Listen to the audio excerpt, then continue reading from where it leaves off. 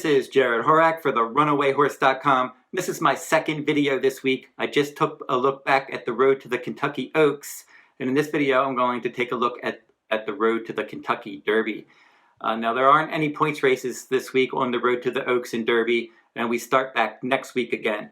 For the Kentucky Oaks, I mentioned that in that video. The Fairgrounds Oaks is the big race next week. Next weekend on the road to the Kentucky Derby, we have the UAE Derby from Dubai, the Louisiana Derby from Fairgrounds, the Sunland Derby. Then after that, we have three big races: the Florida Derby, the Arkansas Derby, the Jeff Ruby Stakes, followed by, on April 9th, the Wood Memorial and the Bluegrass Stakes and the Santa Anita Derby. And then the Lexington Stakes will be on April 16th, and that will be the final Derby points race. So we're getting late now, and 100 points to the winner in these races coming up, beginning with the UAE Derby next weekend. So those races, basically win and you're in. Even if you finish second and get 40 points, that could be enough, most likely enough to get you into the starting gate in the Kentucky Derby. So now that we're getting later in the series and we have a break this week, good time to catch up on what's been going on. Now, I'm going to look back first at some of the top two-year-old prep races for the Kentucky Derby, and I think everybody knows at this point the top two-year-old prep race certainly looks like the Kentucky Jockey Club Stakes, because three horses from that race have won two-turn points races this year on the road to the Derby. So that's been a productive race, and I think another race that could end up being productive, but we didn't see the top finishers win yet, was the Remsen Stakes. Because we saw there Mo Donegal just edge Zandon. They're two quality horses, and they both ran decent races without winning on the Derby Trail this year. And I thought that they were both part of races that were the best races this year. Because in the 2022 prep races, I thought the Risen Star was one of the stronger races, won in wire-to-wire fashion by Epicenter, first trainer Steve Asmussen. Smile Happy was second there, and he was the winner of the Kentucky Jockey Club Stakes. Zandon was third after a bad start for trainer Chad Brown, and he finished second, just missed in the Remsen Stakes. So now Epicenter will come back in the Louisiana Derby, and I believe that Smile Happy and Zandon will meet up in the Bluegrass Stakes, especially because trainer Chad Brown for Zandon likes to run his top Derby contenders in the Bluegrass Stakes. The Holy Bull Stakes was another race that I thought was very strong this year. My 6-to-1 value top choice White Abarrio won that one, sitting a perfect tracking trip. He defeated Simplification, who had a troubled start and was expected to be on the pace, and he rallied for second, and then Simplification came back and he won the Fountain of Youth Stakes, and he's going to probably run in the Florida Derby next against White Abarrio. And then Mo Donegal was third there for trainer Todd Pletcher, and he won the Remsen Stakes, and he's a late runner, and that could be good this year to be a late runner on the Derby Trail, because we've seen a lot of horses with speed win these points races, such as Classic Causeway, last weekend's Tampa Bay Derby winner. He went also wire-to-wire in the Sam F. Davis Stakes, and he was one of the horses that ran in the Kentucky Jockey Club Stakes last year. So Classic Causeway has a lot of speed. Epicenter, I mentioned that one. He won the Gun Runner Stakes late last year, and then he ended up finishing hitting the board.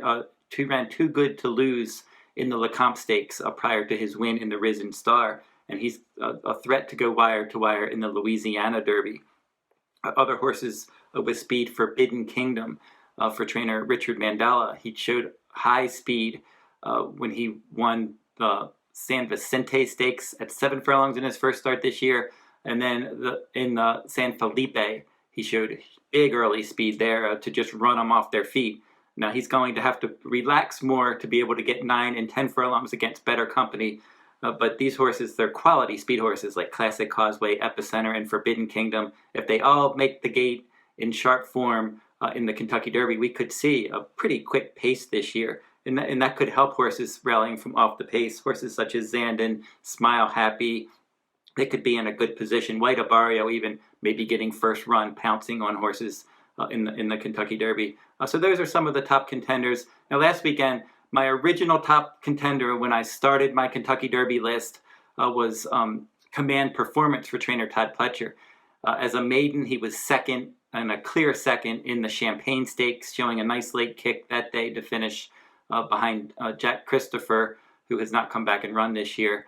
And then after that, he was fourth. It was an okay fourth, a better than appears fourth in the Breeders' Cup Juvenile. But the Breeders' Cup Juvenile hasn't been a productive race. And then Command Performance came back last weekend. He was expected to easily break his maiden, but at Tampa Bay Downs on the Tampa Bay Derby undercard, but he wasn't able to win. He stalked the pace. He's had a good trip, but he was just second best that day. So now his Derby status is certainly going to be in doubt. He's still a maiden. I don't think he's ready for the Triple Crown yet. It's a bit disappointing. Some of these horses we see, they improve a lot, such as Secret Oath, who was she was nowhere in the Goldenrod Stakes as a 2-year-old, and now she's the top 3-year-old filly possibly in the country, taking on the boys in the Arkansas Derby.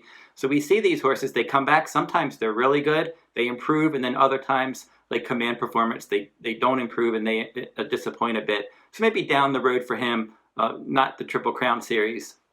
I haven't completely given up on him yet, but he's certainly not my top Kentucky Derby contender right now. So my top Kentucky Derby contenders at this point. And if you want to read my Kentucky Derby blogs and my Kentucky Oaks blogs, you can find those at therunawayhorse.com on my Kentucky Derby 2022 page.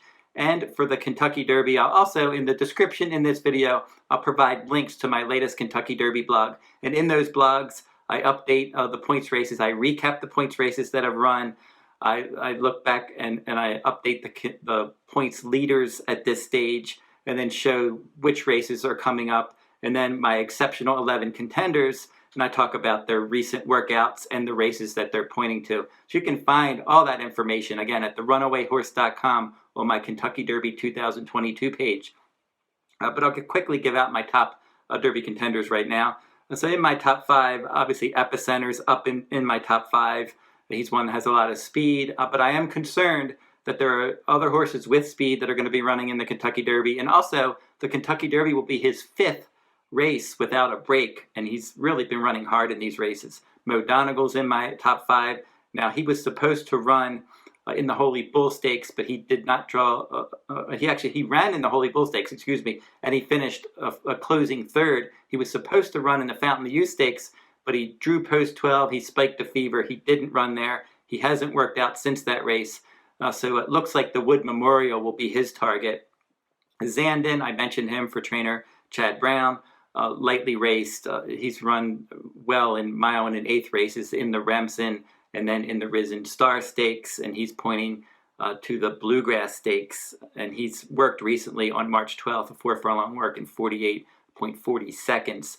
White Abarrio is another one in my top 5. He's 3 for 3 at Gulfstream Park, and his only loss, he finished 3rd in the Kentucky Jockey Club Stakes, and I mentioned that was definitely a key race. So White Abarrio is going to run in the Florida Derby next. He had a bullet workout, 5 furlongs and 59 and change, pointing to the Florida Derby on March 13th. And that Florida Derby will be on April 2nd. And then Smile Happy, the other one in my top 5. Good pedigree here. He won that key Kentucky Jockey Club Stakes, and he came back and he was not disgraced in that Risen Star Stakes, rallying to finish 2nd.